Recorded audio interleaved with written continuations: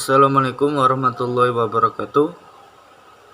Baik, kita akan menjelaskan tentang proses kerja menerjemah secara global. Yang pertama adalah penyelaman naskah sumber. Tahap pertamanya adalah kita memahami secara global arah dan isi pokok buku atau naskah yang akan diterjemahkan. Jadi kita tahu pengarangnya siapa, terus prolognya ada, itu apa, terus referensinya itu dari mana. Kalau buku ya, kalau kitab ya gak ada. Kalau kitab tujuannya apa membuat kitab, kenapa dia membuat kitab gitu. Terus langkah kedua, memperoleh pemahaman tentang posisi buku. Nah, buku ini menjelaskan tentang apa? Contoh, mendukung pendapat si fulan ataupun menggugat kelompok tertentu, Khawarij ataupun Syiah dan lain sebagainya gitu. Ada kitab seperti itu ataupun buku yang seperti itu. Terus langkah ketiga, membaca sebagian atau seluruh buku dengan santai. Maksudnya ini ya kita cuma baca biasa sebelum menerjemahkan. Kita membaca terlebih dahulu buku yang akan diterjemahkan. Kita baca setengah ataupun seluruhnya silakan gitu. Nah, baru yang langkah keempat ini, membaca dengan serius dari awal sampai akhir sambil mencari kata-kata yang belum diketahui. Ini kosakata ini belum mengerti apa, kita cari di kamus ataupun media lainnya seperti Google Translate ataupun kamus digital dan lain sebagainya. Terus yang kedua, penuangan pesan naskah ke bahasa sasaran. Nah, dalam konteks ini menerjemahkan itu tidak hanya mentransfer kosakata yang ada di bahasa sumber ke bahasa sasaran, tidaknya itu, tapi juga mencocokkan linguistiknya juga dicocokkan. Kan di sana kan lebih budayanya lebih ke dataran yang luas gitu. Kalau di Indonesia kan maritim gitu. Nanti berbeda lagi nanti di Rusia ataupun di lain sebagainya. Contoh kayak di kitab fikih, air kolah itu biar tidak najis itu berapa kolah gitu, 2 kolah. Lah 2 kolah itu menurut takarannya Baghdad berapa. Lah kalau di Indonesia itu berapa meter gitu, nanti ada sendiri gitu. Nah, tujuannya apa? Tujuannya untuk mempermudah yang membaca. Kalau yang membaca kan orang Arab sendiri tidak apa-apa gitu. Maksudnya bahasa Arab dibaca orang Arab gak masalah. Lah ini kan konteksnya terjemah. Jadi yang menerjemahkan contohnya orang Indonesia ingin mengambil kitab apa gitu, ingin diterjemahkan. Nah, di dalam situ ada sebuah budaya yang dimana budayanya Arab. Nah, kalau dibawa ke Indonesia kan tidak cocok gitu, maka harus menyesuaikan gitu. Paham ya? Terus editing. Nah, editing ini maksudnya usaha mengelola terjemahan yang sudah selesai diterjemahkan. Nah, tujuannya apa?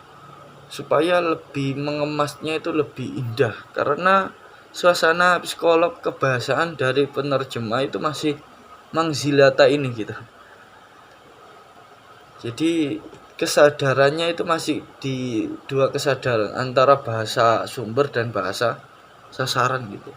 Jadi harus diserahkan ke penerbit terus dikemas editor sendiri gitu. Nah, gimana ini hasilnya? Apakah sudah baik atau belum gitu. Nanti editornya mengarahkan nanti seperti itu. Mungkin cukup sekian dari saya. Akan dilanjutkan presentasi dari teman-teman yang lainnya. Pembahasan yang selanjutnya mengenai sifat kerja terjemah. Kegiatan menerjemah atau proses penerjemahan terdapat beberapa sifat kerja terjemah, di antaranya adalah menerjemah sebagai kerja teks, menerjemah sebagai intelektual, menerjemah sebagai keterampilan, dan menerjemah sebagai kerja personal. Yang pertama adalah menerjemah sebagai kerja teks. Yang dimaksud menerjemah sebagai kerja teks adalah terjemah dari teks bahasa Arab yang bukan lisan ke dalam teks berbahasa Indonesia. Seperti kerja teks yang lain, misalnya menulis dan mengedit, kerja menerjemah juga memiliki titik jenuh yang tinggi. Yang kedua adalah menerjemah sebagai kerja intelektual. Kerja terjemah syarat dengan diskusi-diskusi pemikiran. Oleh karenanya, penerjemah sebaiknya memiliki bekal wawasan dan pengetahuan yang cukup tentang materi yang didiskusikan dalam buku yang hendak diterjemahkan. Yang ketiga adalah menerjemah sebagai keterampilan. Menerjemah sebagai keterampilan adalah adanya keterkaitan antara kerja terjemah dengan pengalaman.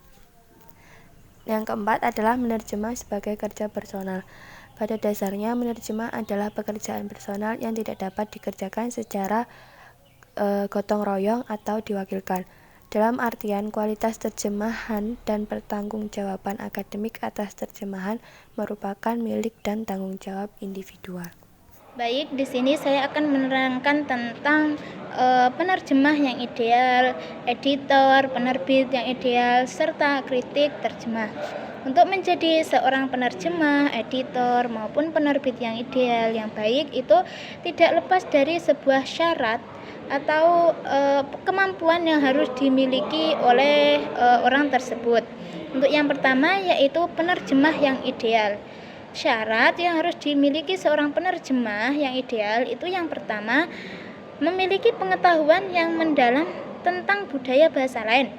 Jadi dia itu tidak hanya menguasai, tidak hanya mengetahui budaya bahasa dia sendiri, akan tetapi dia bisa menguasai budaya bahasa orang lain. Jadi ketika nanti dia tidak ada di negaranya, tidak ada di daerahnya, dia tetap akan paham dengan ucapan orang tersebut. Yang kedua yaitu keterampilan menggunakan kamus. Jadi seorang penerjemah yang baik, yang ideal itu dia harus bisa menggunakan arti dalam sebuah konteks ya.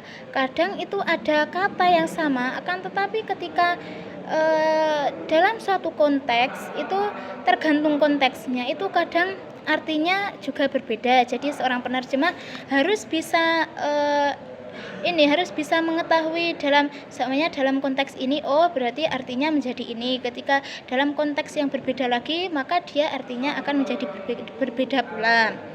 Yang selanjutnya yaitu mempunyai pengetahuan bahasa yang baik dari bahasa sumber atau bahasa sasaran. Untuk bahasa sumber itu dan bahasa sasaran itu seperti itu yang saya jelaskan kemarin, itu di Tarjamah 1 itu bahasa sumber dan bahasa sasaran itu ada dua ya, peminjaman secara murni dan alamiah. Yang secara murni itu kayak kata hadir, ketika dibawa ke dalam hadir itu samanya dalam bahasa Arab, itu ketika dibawa ke dalam bahasa Indonesia itu akan tetap sama menjadi hadir. Itu untuk penerjemah, kriteria dari penerjemah yang ideal. Yang selanjutnya yaitu penerbit yang ideal. Yang pertama yaitu memiliki visi dan misi yang jelas. Jadi seorang penerbit yang ideal itu harus memiliki visi dan misi yang jelas. Kalau dia sudah memiliki visi dan misi yang jelas, itu sudah jelas pula tujuan yang akan dicapainya. Yang selanjutnya yaitu pengalaman penerbitan. Apabila seorang penerbit itu sudah dapat kita lihat, apabila seorang penerbit itu sudah mempunyai buku yang banyak sudah diterbitkan, itu kita mungkin bisa menyimpulkan bahwa ternyata banyak orang juga yang mempercayakan tulisannya kepadanya. Jadi dia itu termasuk penerbit yang ideal, yang baik, karena sudah memiliki banyak buku yang sudah diterbitkan. Yang selanjutnya yaitu memiliki percetakan sendiri. Dengan memiliki percetakan sendiri, kita dapat mengetahui bahwa orang itu sudah mandiri dan percetakan itu merupakan kelengkapan dari sebuah penerbit yang ideal. Jadi dia mempunyai percetakan sendiri. Yang selanjutnya yaitu editor yang ideal. Yang pertama yaitu menguasai ejaan. Jadi seorang editor yang baik, yang ideal itu harus menguasai ejaan. Jadi harus tahu samanya di manakah letak samanya penggunaan huruf kapital itu di mana, pemenggalan katanya itu di mana. Terus penggunaan tanda baca sama penggunaan huruf kecil itu di mana, dia harus menguasai semuanya. Yang kedua yaitu bersahabat dengan kamus. Jadi menjadi editor yang ideal itu juga harus bisa menggunakan